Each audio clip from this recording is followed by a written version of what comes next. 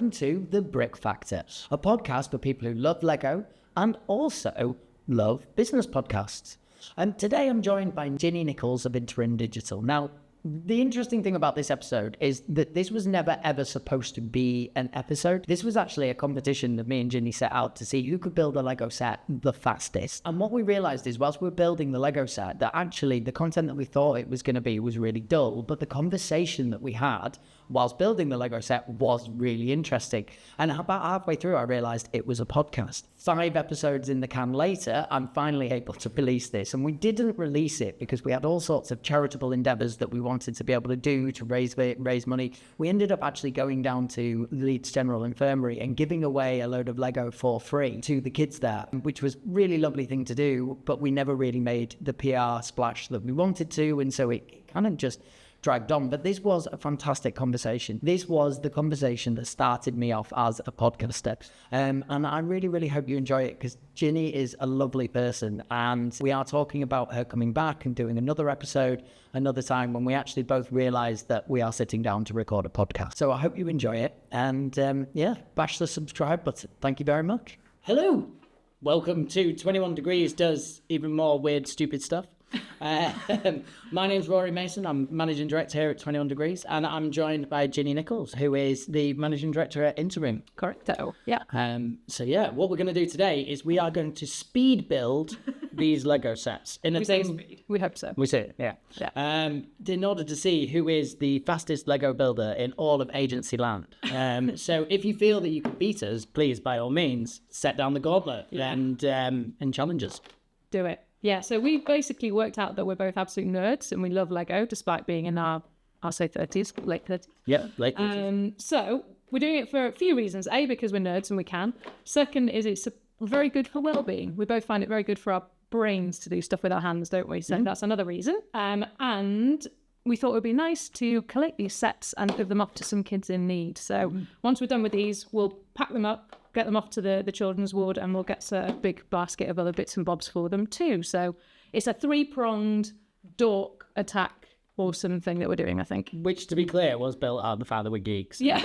We were on a Zoom call and I noticed the Lego sets in the back of Ginny's shot, and I got jealous, and then we decided to have a speed building challenge. And it became this. So yeah.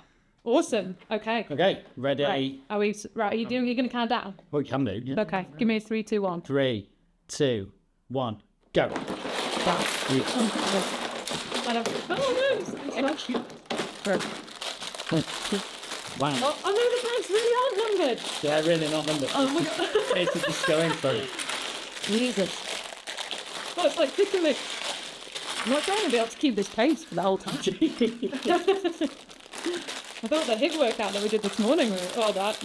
I did one as well randomly, which I think is.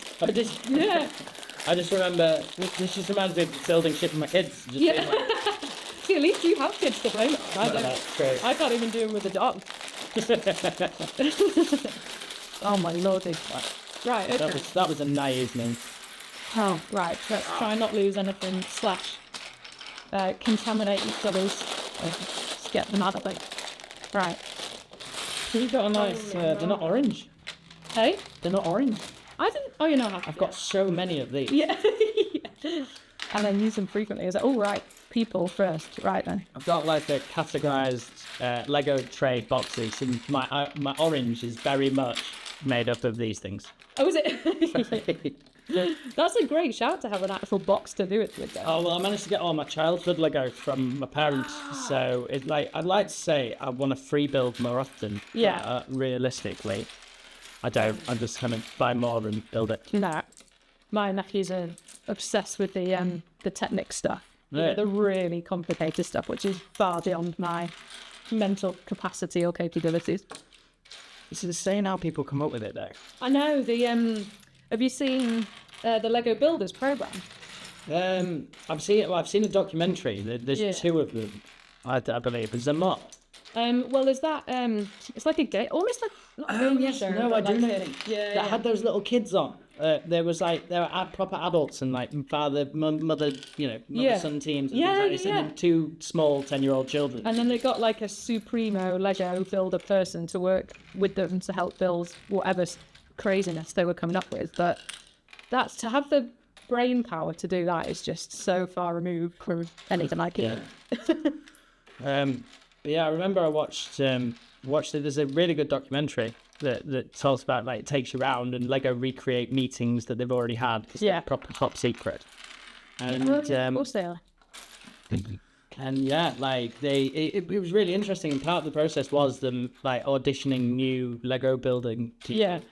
And this one guy turned up and he created his own like Lego theme and, you know, stuff like this, and it was like steampunk Lego theme. I was like, this is nuts. It is mental, isn't Where it? do you get the time? Yeah. And they all have like crazy like engineering degrees and all that kind of stuff. Oh, yeah. They're not just, you know, plebs like us who like to do this when they should have probably stopped doing it about 20 years. I get tagged in just about every single Lego job going. I'm like, I do run an agency. Yeah. To be fair, it would be difficult to turn down anything from Lego. Oh yeah. Well, that's the dream client. Yeah. Have you taken the kids to the place in Windsor? Yes, I have. I've never been there. It's a bit disappointing, if I'm honest. Oh, is it? Like, well, like on an actual theme park level, because like all the rides are really beyond. And just, you know, if you're a small child, you're going to enjoy them, but if you're an adult, they're just a bit weak. Yeah. So you kind of spend all this time going round. Yeah, I wasn't that impressed. It was all right. Yeah. It was good fun. And more, it's amazing just walking around, like, seeing, like, they have, like, massive Lego models from, like, every city. Yeah. Stuff like that. That's pretty cool. And just seeing the sheer tons of Lego. Yeah. Yeah. No. It's insane. Because I went to the store I think I told you, in London for the first time at Christmas, and it's just mental. The stuff that they have like a Gringotts from Harry Potter in there and all sorts. Oh, wow. And like I think they're pretty much life size. Harry and Ron from Harry Potter as well. It's just Right, it's cool. There's the one in the Discovery Centre in Manchester, which again isn't great. right. I mean, it's cool to go once, but once your kids are above the age of about 5, Yeah. it just again becomes a bit shit and very expensive. It's like 60 quid, Is it? 2 hours. Yeah. What? Yeah. That is a running theme with Lego. If I bought a 60 quid Lego set, it would last. I'd have more. Yeah. Actual hours/days. Exactly. Yeah. But yeah, so like, that's got like a massive Hagrid and stuff like this. Yeah. And again, you've got like various bits of Manchester Yeah. built out on it, which is pretty cool.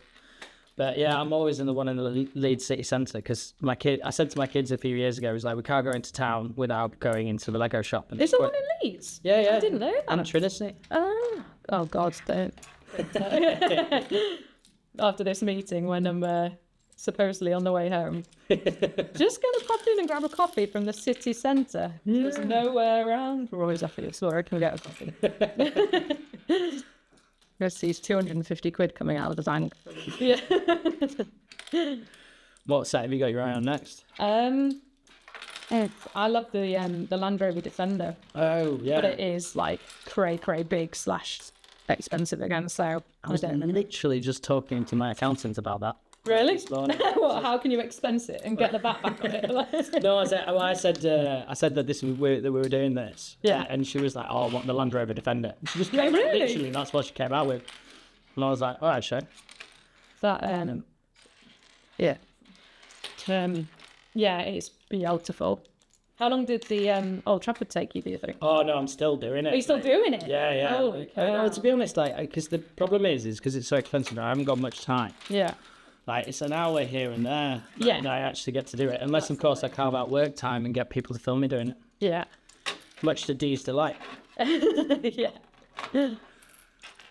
I do get taken down like some proper TikTok wormholes of people who have like incredible Lego rooms in their houses and that kind of stuff. That's the dream, isn't it? Well, yeah, that's what I'm in the process of creating. Is it? Got, Have you like- got the space for it? Well, we've got a little kind of there's a plate in our house above the office. Yeah. Above the garage.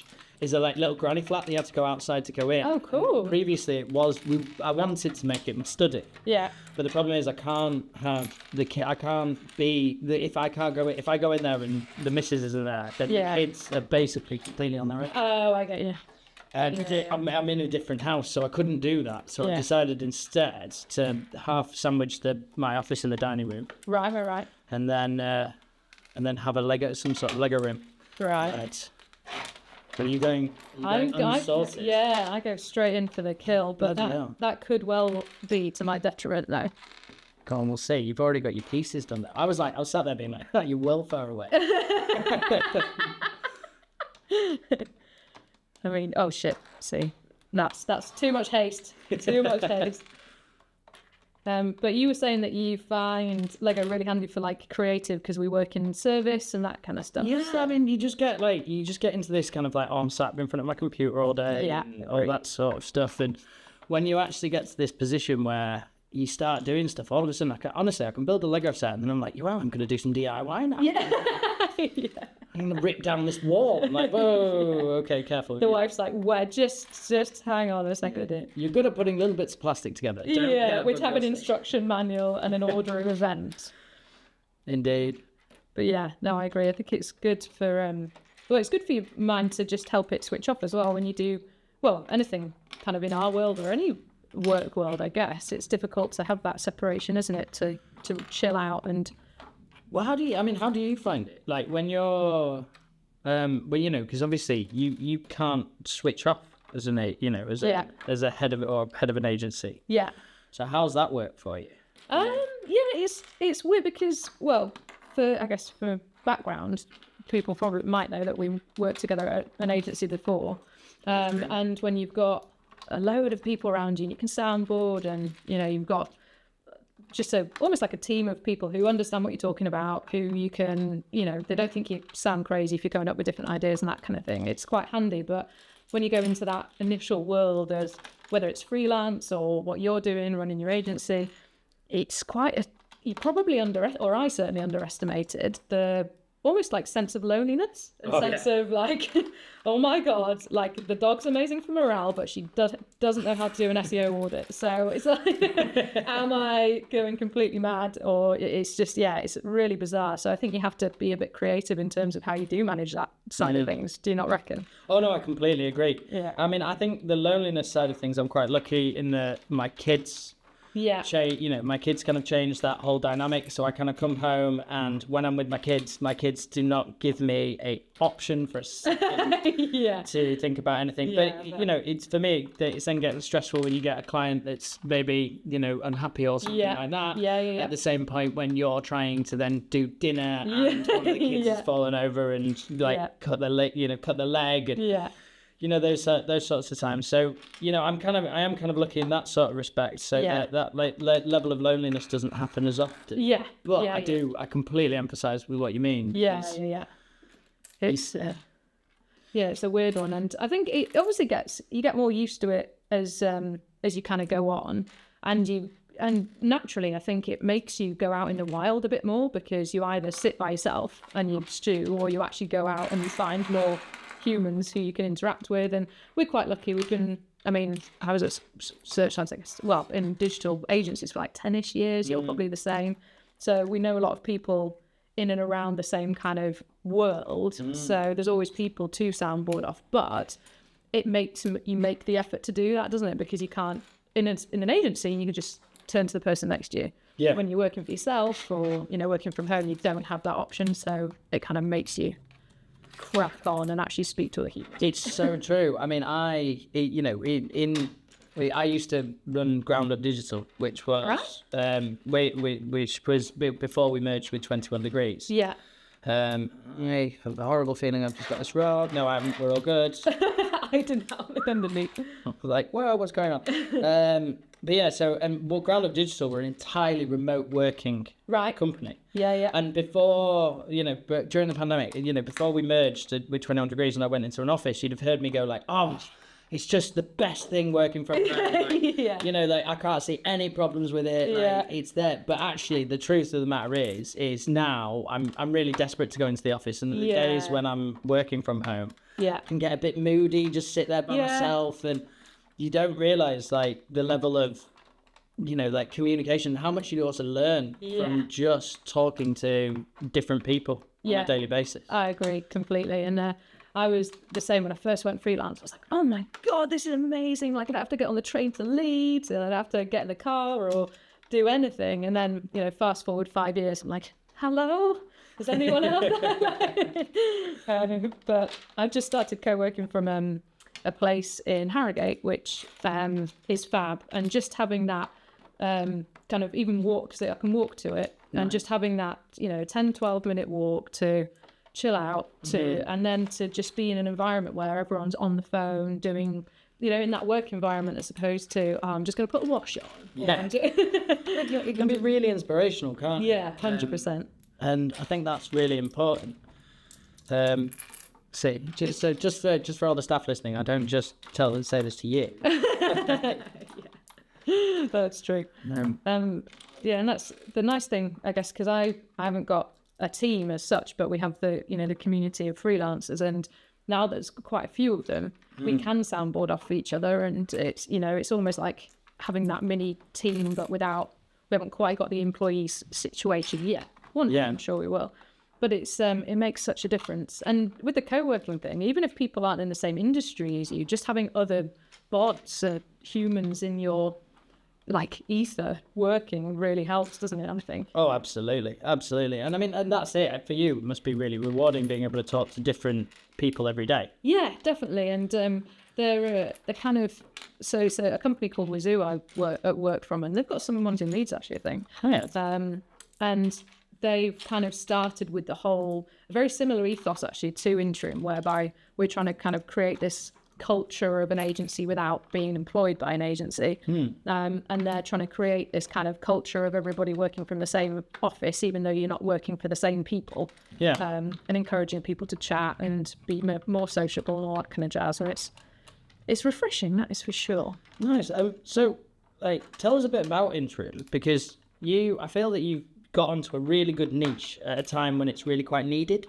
So you've got a lot of people leaving the industry or leaving agency life, because they've realised that they can earn the same money for doing, for a handful of days' work on a day rate. Yeah. Obviously, with that level of no guaranteed work is why the day rate's there. But you feel like you've jumped on this at a really good time. So what was it that stimulated that? It was it was kind of around COVID, really. It was slightly after COVID. So the freelancer pool was very different post-COVID, as was the approach to freelancers by a lot of agencies.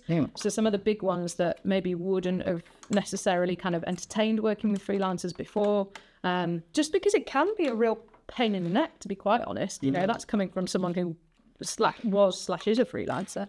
And I'm sure you've done it from agency side, trying to source good freelancers and reliable freelancers can be a real pain in the neck, almost as hard as recruiting.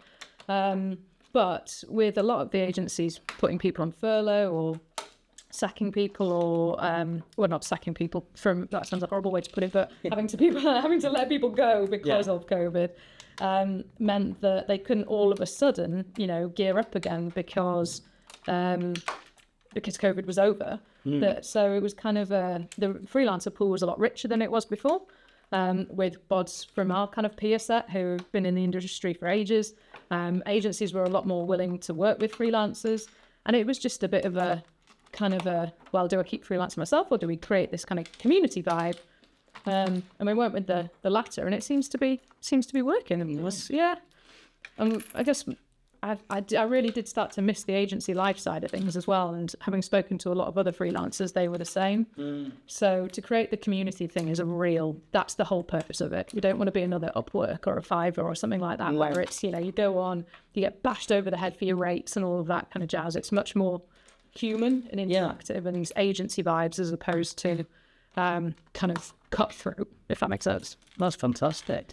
It's it's certainly something, as I say, that I think is a niche that's really important and there. And so in terms of people that we worked with in the past, was there anybody that you kind of was an inspiration to you in kind of whilst you've been on this journey?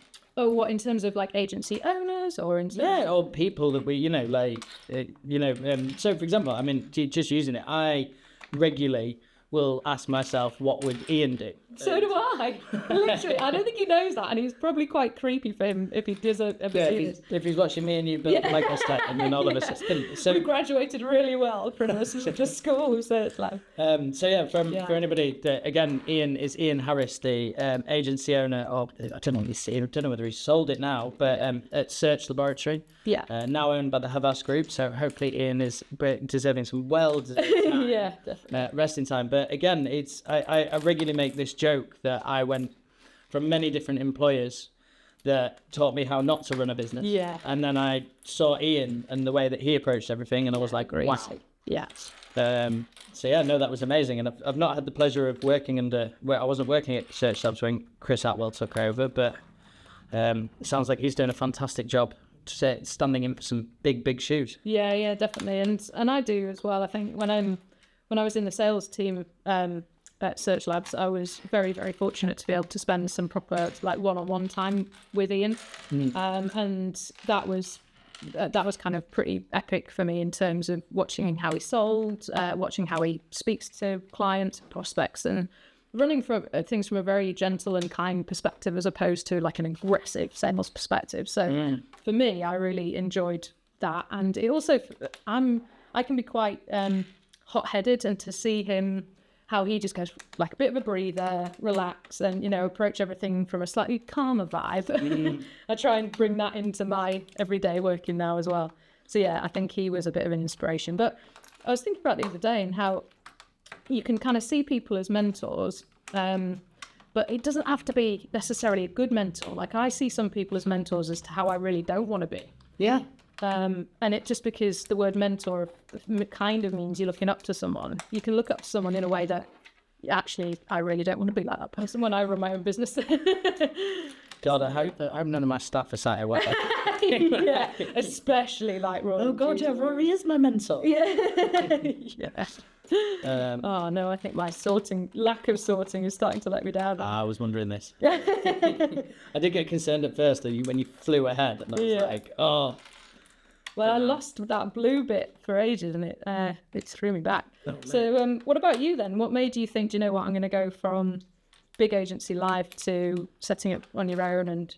naivety. Yeah, you do realise that no one has a frigging clue what to do, which is really great. Well, that's one of my favourite things in life was actually when I realised that nobody had a clue about anything. From the top of the government to the bottom. The difference is the bottom will actually admit that they don't know what. Yeah, true. That was. But really, when I left Search Labs, I left because largely my wife needed a bit more help with the kids. Yeah. So freelance worked for a number of years because she had Crohn's at the time. Oh right. So she was struggling, and I was having to take time off work, and it all became a bit much. So when I did that, I then did that freelancer's dream, and then I got a bit bored. Yeah. Because I got, handful of clients, and I was able to do stuff, and I was purposely losing pitches. Yeah, right. Because I was going in for a pitch, and I'd be like, oh, you're going to be a nightmare. So yeah. Can't be bothered with this. And I was just like, well, what am I doing here? And one of my passions, because I've got dyslexia. Oh, yeah. I suffer, I'm self-diagnosed with ADHD. Yeah. So neurodiversity is a real passion of mine. Yeah. Thus, actually, the Lego really helps with that. Yeah, definitely. And so I set up Ground Up Digital, which the idea was to become a social enterprise digital marketing agency, and we hired people that struggled to find gainful employment because of neurodiversity or disability. Yeah. And so, we had some wonderful staff and wonderful time. And I suppose the problem with Ground Up Digital was I think I just took on too much. Yeah. So I was trying to do the sales, I was trying to do the marketing, I was trying to teach and train people and bring people along. And so we ended up doing a lot of work with 21 Degrees because they did videography, graphic design, and social media marketing. Yeah. And I did web design, SEO, and PPC. Oh, so nice. There was just a lot of really nice fit. And then one day I just went out for a meal with Zach and Kyle because we'd been, just enhancing the relationship bond. And I just turned around to them and was like, why are we paying for two accountants? Yeah. And then, the rest is history. So, merged beginning of last year. Nice. And it's been hugely successful since then. It's been... And do you have a kind of specific type of client that you go after that you like, or how does that kind of work? No. I mean, there are certain niches that you find yourself falling yourself into, but we're very malleable in terms of we'll work with, whoever needs us most. And I like that's one of the things I like about agency world. It's the variety, it's the change. Agreed. Yeah. So, we do lots of work with some dentists, but we've also got dentists and nurseries and medical practices, like private GPs and things like that. But also, at the same point, we work with fintechs in London. Right. And bars and restaurants and all sorts of things. So we will work. We kind of constantly joke that there's no client too big, no client too small that we couldn't handle in some way. Because, PR, we still have a decision package, and we use SEMrush for SEO. We can provide. And so what we kind of try to say is it's small agency ethics with big agency tactics. Nice, like it. Yeah. That makes total sense. So how long have you been merged? A year and 2 months now. Yeah, and everyone was receptive, and it went kind of quite smoothly and all that kind of jazz. Yeah, no, actually, it really was. I mean, for a while, I think, as you'll find with any merger, and this was the interesting thing, is we were kind of running two separate companies. Yeah. Whilst still being the same company, and there was a lot of for the first 3 months, it was like your lot versus us lot versus your lot. Yeah. And but we kind of pointed this out. We sat down and we pointed this out to the team, and slowly but surely, they all realised it wasn't an us versus them situation, and now we're just totally seamlessly integrated. Oh, nice. That's the way to do it. Indeed. And it's would you class yourself as full service? We absolutely would. Because there's so we do everything from digital. There's certain stuff that I'd probably still look to someone such as yourself to help us outsource. So some of the more CRO data analyst stuff that really you need somebody like my good friend Gary Moore to come in and just absolutely smash out. Shout out to Gary, by the way. We both know. Yeah, he's a good lad. He's a really good lad, actually. I need to text him back. That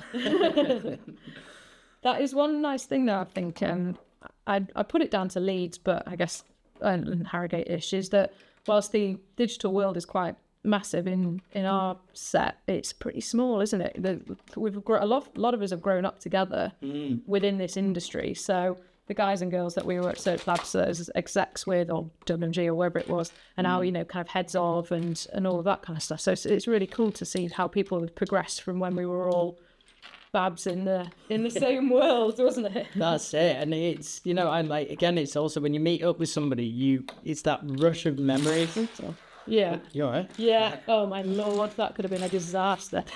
We're right. Yeah, that rush of memories of remembering different times and stuff that you did together and that you achieved. It's in my time I've been sat in the super dry boardroom. Exactly. Thrashing it out. And when I've been, bouncing a toddler on my knee to, like Grand Old Duke of York, it's really quite interesting to remember back to those times. 100%. And I think whether you kind of stick within agency world or you do go out freelance or whatever it is, there's nothing really that can prepare you for our industry as a whole without almost like the baptism by fire of working within a big agency. I personally don't think anyway.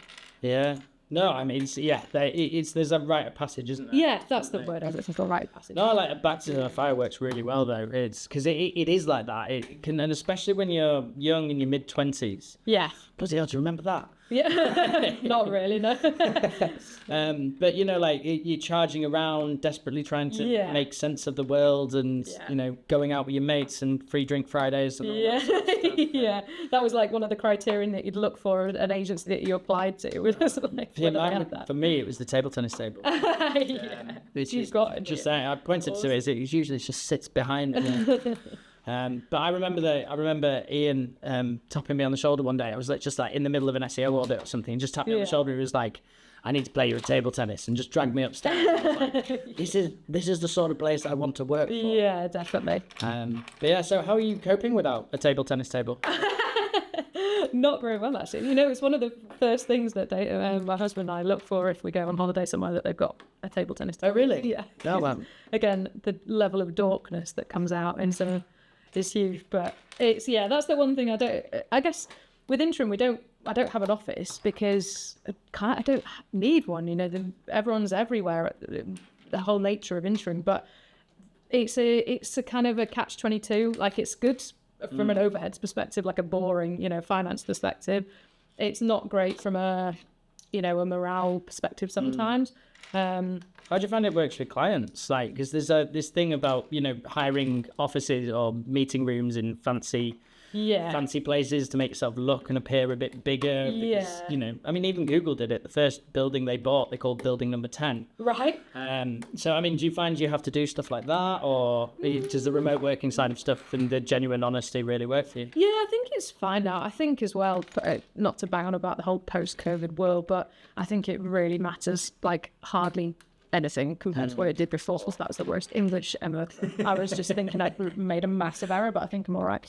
I think prior to COVID, there was probably a much more around this kind of vanity situation with needing a big office and, with an impressive postcode and all of these people who are Leeds/London. And it's like, well, you bought a virtual address in London. That doesn't mean anything. Yeah. It's so unnecessary now. Our London office is 100% legit, honest. Yeah. I've spent a lot of time there and been there. Yes.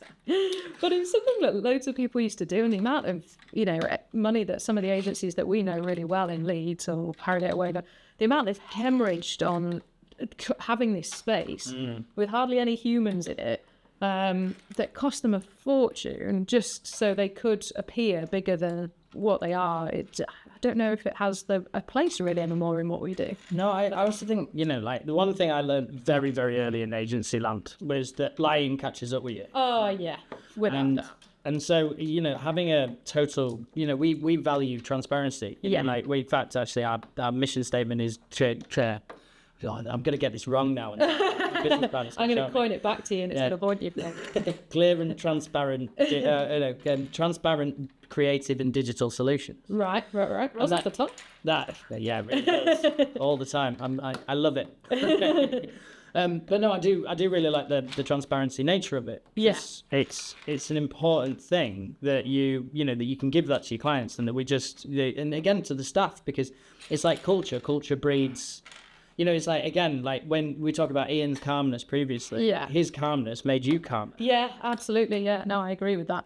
And I think when it comes from that far from the top, it really does disseminate down. It doesn't really matter how much one-on-one time you have with that person. If that's how they have chosen to set up, and it's kind of what goes through the lifeblood of the agency, it really does get felt through everyone, I think. And if you don't fit that mold, I remember once I was out, I think it might have been an account manager meeting or a pitch or something, and Ian was saying about how when he interviews people, if he didn't feel like he could invite them round to his house for a Sunday lunch, then they weren't the right fit for the company. And it just kind of it's that kind of hiring almost with the person and their vibes, I guess, as well as obviously knowing what to do in their job is a big thing. But especially earlier on in their careers, to hire them more as the people they are and what they can bring to the agency as opposed as a person was more important almost for him than, say, being the best SEO in the world but a complete douchebag. How do you do it with your freelance your freelance team? Because do you operate in a similar way? Yeah, so everyone is vetted, and so it's an invite only in terms of the community. So people reach out to us and we chat to them 100%. So it's not like people can't just approach us by any stretch, but there is very much a stringent vetting process, which looks at ability, absolutely, because the whole point of interim is that everyone is ex-agency, been around the block for a few years. But the main thing really is them as a person and their cultural fit, even though we're not really a team of living, breathing agency. But they have to have the culture of that. And the only time we've ever rescinded anyone's kind of community or eligibility for the community was not based on their ability to do their role. It was based on their communication. Right. And comms from a client were just getting to their email, and they're not getting even like holding emails and things like that. And that just doesn't, it doesn't work for me, and it doesn't work for the vibe of the type of culture that we want to create. So I think it's almost more important than, if you could be the person who unpicks Google's algorithm and if you don't value communication and the softer skills, then you're not the right fit for us. But also, like you can have, I've met some wonderful, wonderful, wonderful tech SEO people, but I've also met some, let's say total knobheads. Yeah. You don't want the latter representing your business and going into there because, it's a really interesting, it's a really interesting thing. So I was about to say, surely your agency would, that culture, that thing is actually even more important. Yeah. But I'm trying to justify it in my own head and saying, well, why is that more important than here, where we've got to see each other every day and someone winding people up? Definitely. I think it's almost, it's so important for us because our relationship with clients can be, nature of the beast, very fragile. First one, last one in, first one out type of thing. And I've got this could go horrendously wrong. I'm about to win here. Oh no! Look how far ahead you are. What the hell? This proves you need to organise. But yeah, because we're hired as an agency, even though we kind of are a seconded team, that if we mess up quickly, and because of someone's communication skills or lack thereof, then we're out and they find some other freelancers. If one of your guys, or you don't, if someone passes probation, but then actually 6 months, 9 months down the road, it starts to go not so well, it's a bit hard. Oh my God, you actually have almost done it. There you go, I'm done. Oh my God. I have no idea how long that took. That was rapid. Have you got the people on and everything? Yeah. Oh, you douchebag. Sorry, mate. Oh, well, that proves, guys, organisation is key. It really does, actually. That's because I wasn't that far. I'm going to show this to my kids and show them why organisation is Jeez, well played, sir. Well played. And I've learned that I need to organise my life as well as my Lego. Do you want to carry on? Yeah, I'll finish mine, but shall I do it off camera? Or No, I was about to say let's carry on the conversation. Okay. And because I'm really enjoying what you were talking about in terms of again that people and culture, because again it's surely if one of your team mess up, that also then stops opportunities for others in your team. Yeah, 100%. It just we've got you put, well, just like you put the faces of your company, the face of your brand, and you've got to trust them that they've got the same care and diligence for your key clients as you potentially do. So if a freelancer has an off day and that has an impact on our key clients, that's really bad for us, because the beauty of working with agencies is one client could equal 10 accounts, but the downside of that is one agency could be 10 accounts. Yeah. So if we lose that agency, we lose a lot of accounts. So yeah, making sure that people have that right culture, that you have that trust of being able to put them in front of your key clients is a big thing. Mm-hmm. No, indeed. And and again, it's just one of those things. So what was it that, what were you, because when I knew you were in a sales role at Search Labs. So yeah. How did you transfer from sales role to interim? So I went to a fab agency in the centre of Leeds called Enjoy. Oh yeah. As an AD. So I was doing kind of strategy and commercials. Sandy and Johnny now, isn't it? Like, didn't they merge with Enjoy? Because they had... I'm not sure. Enjoy's down on the calls. But no, sorry, I'm getting that totally wrong. Enjoy. They went to the little agency. I've just made myself look like a total idiot. To be fair, there's so many of us. Oh, so many. Yeah, so many agencies in Leeds. It's crazy. But and yeah, they were fab. And the good thing about that was they do a lot of dev and design and that kind of jazz. So it was a nice kind of difference for me to see that. And then it gave me the opportunity to go freelance, kind of tick the box and maybe realise that I was ready to do something by myself. And then it kind of evolved almost by accident. So yeah. But what about you? How did your transition to where you are now work? What inspired you to go, right, that's it, game over? Oh, I think, nice. Look, I know you've still got the pieces. You've still got the peoples. For me again, it was about just I kind of again going freelance for the reasons I mentioned earlier, but then really for me it was the wanting to prove on this social mission and help people, and do stuff that was beyond that. And if I can help bring on give people with neurodiversity confidence and stuff that I was lucky enough to find, but because I'm come from a relatively privileged background, like if I can then help inspire and do stuff, that was what That's what really floats my boat. So Yeah. we did something for the Yorkshire Combined Authorities. I did a talk on how they can better integrate neurodiversity into their, more higher neurodiverse people. Yeah.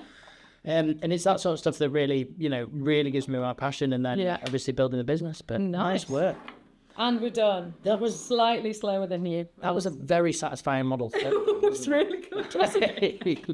I think I was overly confident because of all of the similar colours. So I was like, right, I'm just going for it. But Nice. you still need to organise. The organisation worked. Done. Ginny, thank you so much for taking the Thank time you for to do having this. me. And no, that was great fun. And it will go to a good cause once we're done with it. Yeah, well, indeed. Yeah. Thank you very much. Cool. Thanks.